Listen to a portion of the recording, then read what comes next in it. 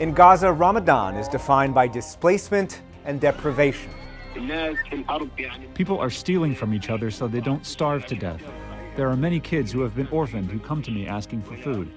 By land, air, and sea, the U.S. pushes to increase humanitarian aid to Gaza. So there's every possible obstacle to getting aid in and to being able to distribute it that you could imagine. And in Gaza and Israel, pregnant women face challenges in a time of conflict. This is PBS News Weekly. I'm Nick Schifrin. Millions of Muslims around the world began observing Ramadan this week. And in the shadow of the war in Gaza, the holy month that is usually focused on reflection and community this year is bittersweet.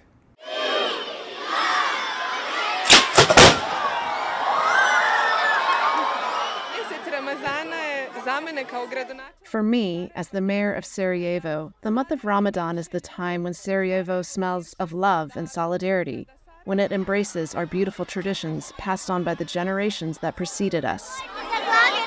Ramadan is a time when it reminds ourselves of the condition and the plight of the poor. It is a time when we are keeping away from food and drink from dawn till sunset.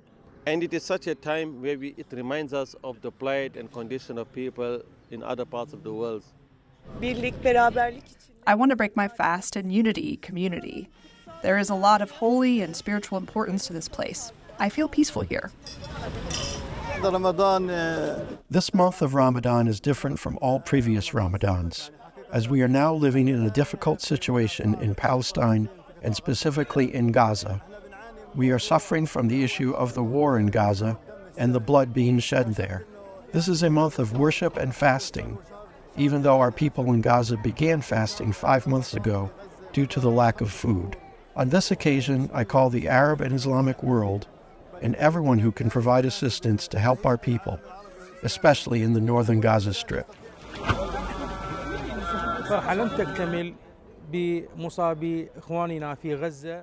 Our joy is not complete because of the suffering of our brothers in Gaza.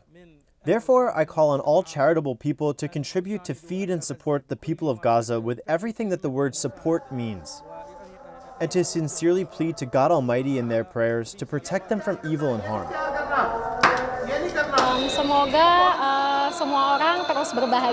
I hope everyone continues to be happy, all family, relatives, and friends.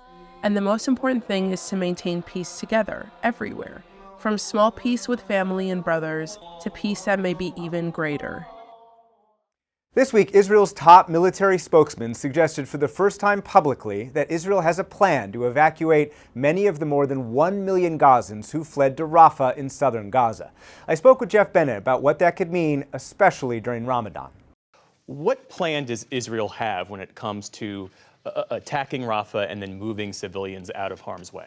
U.S. officials tell me that there is no plan, at least one that has been presented to them. But as you said, Israel's top military spokesman, Admiral Daniel Hagari, said today that they have a plan to evacuate, quote, a significant number of the 1.4 million Gazans who have fled to Rafah. You can see some of the conditions that they're living in right now. And they would be evacuated, Hagari said, to, quote, humanitarian islands in Gaza. Hagari gave no more details than that. And the U.S. Officials I speak to, frankly, are very skeptical that this is actually a plan, as Secretary of State Antony Blinken reflected today. There has to be, if there are going to be military operations in Rafah, a clear and implementable plan to get the civilians out of harm's way and to provide for them once out of harm's way. We have not seen that plan. Is it possible? Yes, it's possible, but we haven't seen it, and the most important thing is to see it and to make sure that it's something that can be implemented. The UN says all of Gaza's 2.2 million people are in, quote, food crisis, and the UN says 1/4 of Gaza is one step away from famine. So as the holy month of Ramadan begins, there is simply not enough food to go around. There is fasting and there is starving. Many Gazans say they are now doing both. At this soup kitchen in northern Gaza, families struggle for a small pot of soup. Before Ramadan, this was most of these Gazans' only meal, sustenance to stop starvation. During Ramadan, it is the meal that breaks their fast, cauldrons to feed a community. Mahmoud Al-Madoun is the soup kitchen organizer and head chef. His team filmed this for us. We spoke to him on a patchy phone connection. All day, people are waiting for us at the kitchen door. They can survive because of kitchens like these. They would starve without it. Ramadan is about charity and family, and the Al-Madouns try to be generous together. 3 generations prepare the food. 72-year-old Fatima starts her preps at dawn. I get extremely tired, but I feel happy to see young children eat. It helps me sleep better at night. Mahmoud's 11-year-old daughter, also Fatima, with her sister tugging at her shirt, has no school to attend, so she does the stirring. I miss my friends and school and studying. I miss my home. I hope we can go back to the way it was before. My dreams are for the war to end and to become a teacher, and that we're safe. But those dreams are deferred. This Ramadan is defined by displacement and deprivation. Most Gazans have fled their homes, and the UN warns Gaza is approaching famine. People are stealing from each other so they don't starve to death. There are many kids who have been orphaned who come to me asking for food. The starvation is real, the man-made famine is real, and we know families that are hurting. Hani Al-Madoun is Mahmoud's brother and based in the U.S. A lot of people failed the Palestinians, but the land did not, because, they could still find some potatoes. People could not go pick it, and it just kept growing and growing, and, he'd be cooking whatever he can find. Is it enough? No, but it's good for our neighborhood and friends.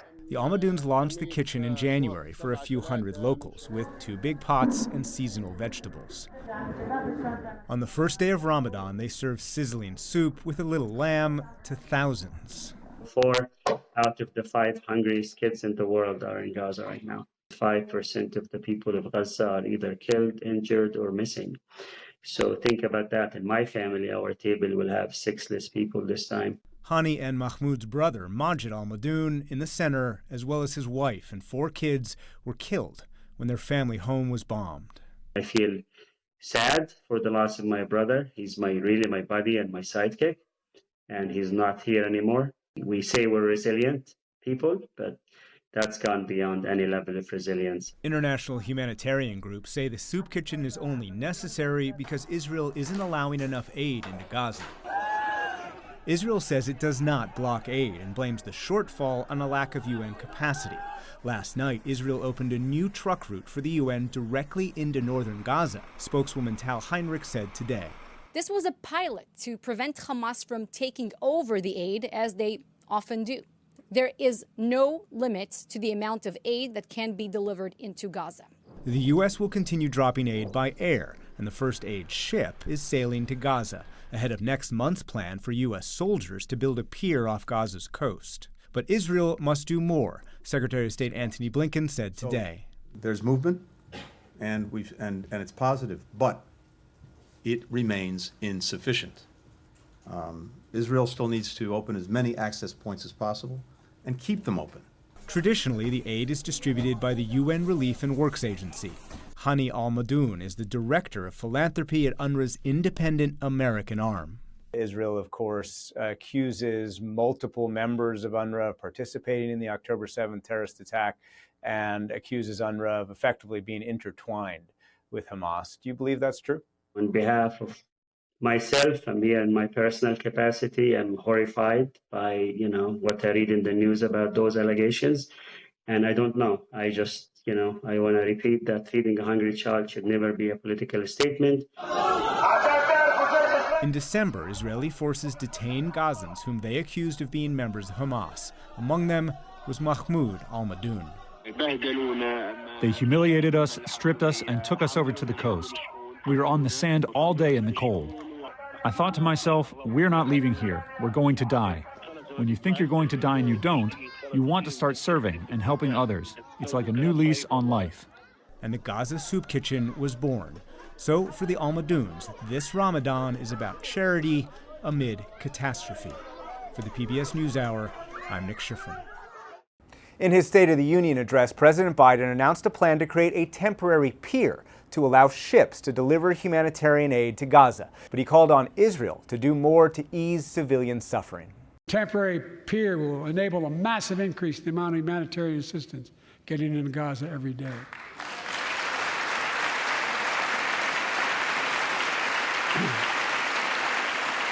And Israel must do its part. Israel must allow more aid into Gaza to ensure humanitarian workers aren't caught in the crossfire.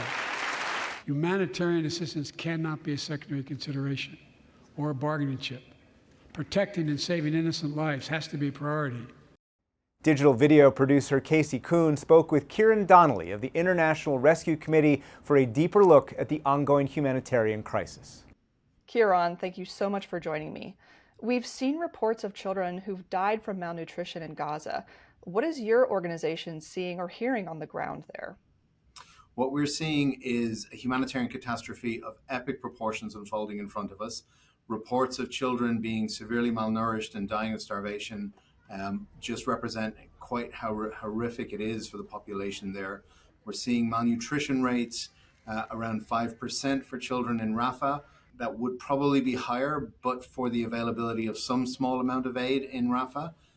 Information and data from the rest of Gaza is incredibly hard to come by, as you can imagine, given the conditions on the ground. But we have every reason to believe that the conditions are significantly worse outside the area where aid agencies have some very, very limited, but some degree of access. Like you just said, the situation is dire in Gaza amid this ongoing war by Israel. How are people in Gaza getting aid, whether it's food or medical care or even access to shelter?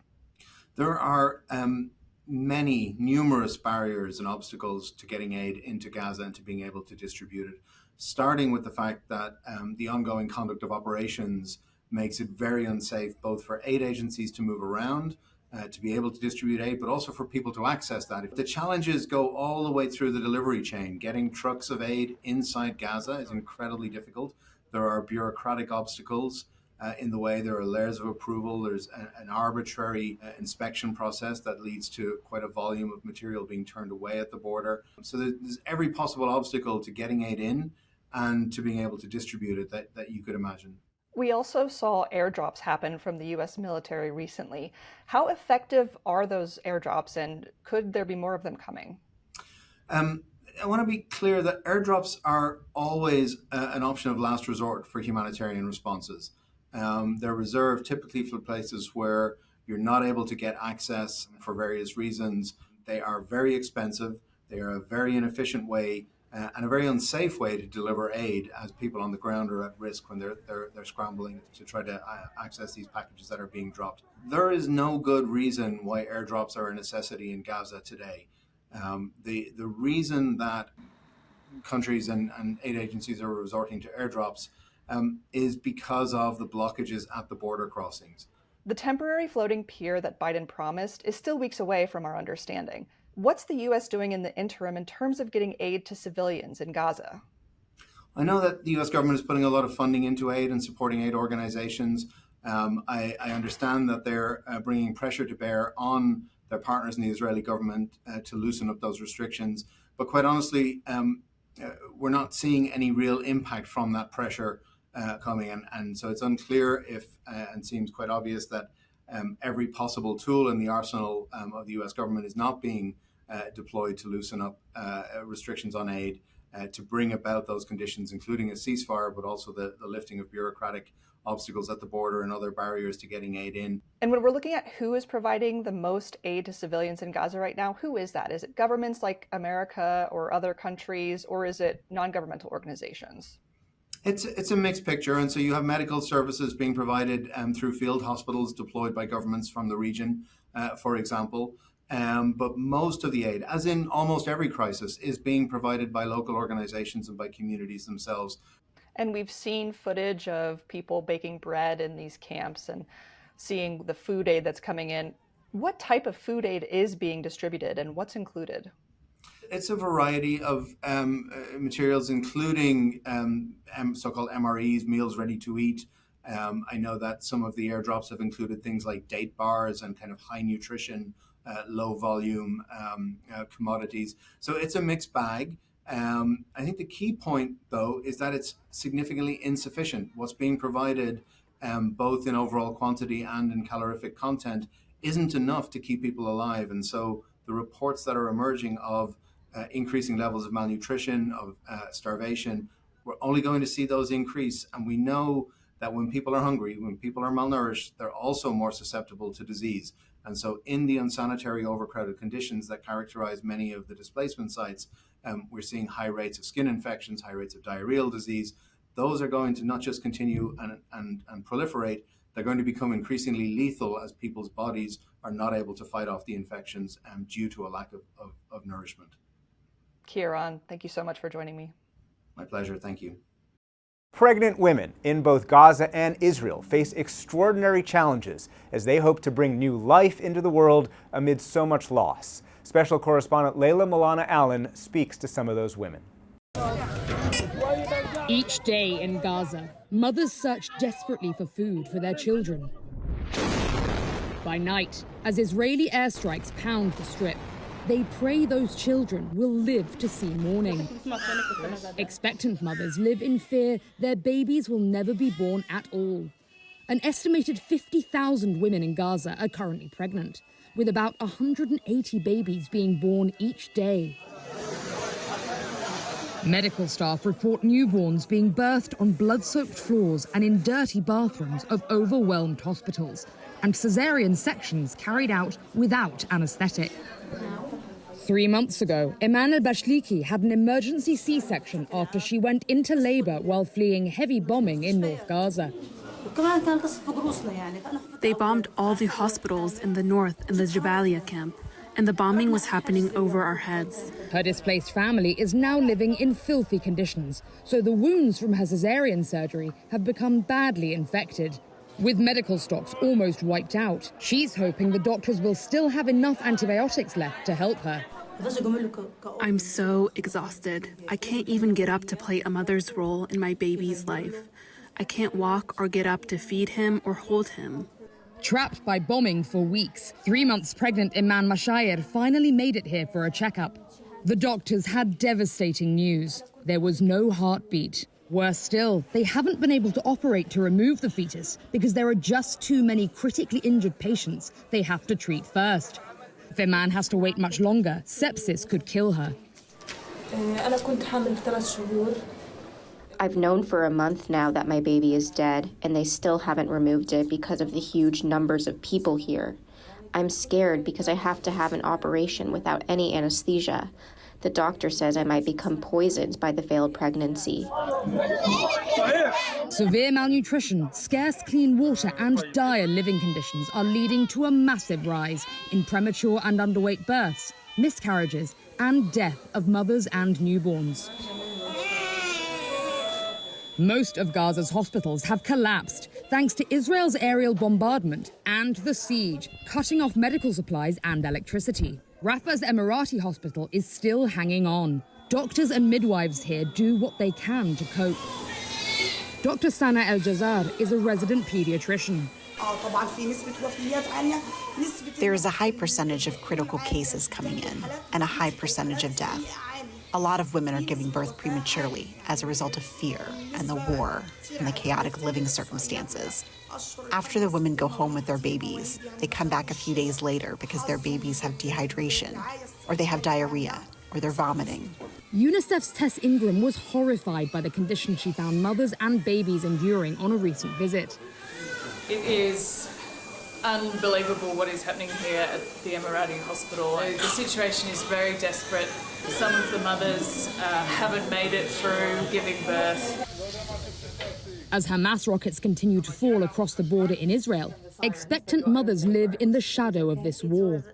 Ilana Polat is a midwife at Sderot Hospital, one of the largest in southern Israel.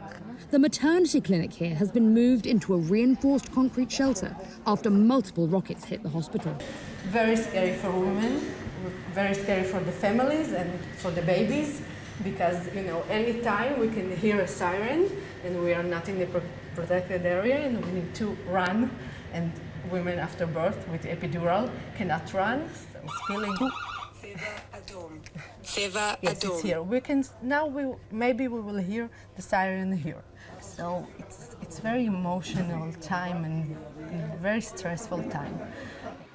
Noad Sarfati thought she wouldn't survive to see her second child born, or be able to save her first. On October 7th, she, her husband, and their toddler Michael hid for a full day and night as Hamas terrorists rampaged through their hometown of Kibbutz Kfar Aza on the Gaza border, killing everyone they could find. זה קשה לי נורא לדבר על השעות האלה, אבל אתה פשוט יושב ומחכה שיהרגו אותו. I find it extremely hard to talk about those hours. I sat there waiting for them to kill him. I could barely look at my son because I understood in my head that his life was about to end. And imagine thinking that for 25 hours. In her second trimester, as the hours ticked by and she grew weaker, Noah felt sure she would lose the baby. Finally, they were rescued by IDF soldiers the next morning. High school teacher Noah used to be liberal to her core. She taught her students to value all life on both sides of the border. Now, she doesn't know if she'll ever feel safe again. ועכשיו זה השתנה. לא אכפת לי יותר מאף אחד בעזה. Everything has changed. I don't care about anyone in Gaza anymore. I won't forgive them. When something like that happens, something very, very deep breaks inside you. Noah says she'll never go back to Kfar Aza. She's now had a baby boy, Yair, and hopes they'll find a new home with what's left of their community. Back in Gaza, displaced multiple times and under daily bombardment, new mothers have nowhere safe to go. But barely functioning hospitals have no space to keep them. If they're lucky enough to survive a safe birth in these conditions, they go home to filthy, freezing cold shelters, living on a single meal a day. Baby formula has run out. To breastfeed, mothers need to drink 16 cups of water a day. Gazans are currently lucky to find 2 cups. If people don't have sympathy for newborn babies, for the elderly, for children living on the streets, then I don't know what to say after everything they've seen. Jawahir Assad gave birth an hour ago, but she hasn't been able to hold her baby Yaman yet. He's in intensive care. They're both facing life-threatening breathing issues because of the toxic smoke Jawahir has been breathing in from the improvised stove they use to keep warm. This pregnancy was really hard on me. There is no food. I haven't eaten in a week. Jawahir doesn't know how she'll feed baby Yaman or the 12 other bereaved kids from her extended family waiting back in their tent. Our kids don't deserve to live any of this, to be thrown into the streets without food, without shelter, even without clothes. The rain and cold pour down on us and we don't have anywhere to take shelter. And now I've given birth. God save us from what we're living. The UN has called Gaza a graveyard for children. Nearly 12,500 Gazan children have been killed since Israel's attack began. That's more than the total number of children killed in all other global conflicts in the previous 4 years combined. Mothers, desperate to keep their children safe, can do little but pray for an end to their nightmare. As this brutal war lurches on, hopes of a peaceful future for Palestinian and Israeli children look starker than ever. For the PBS NewsHour, I'm Layla Milana Allen on the Israel-Gaza border.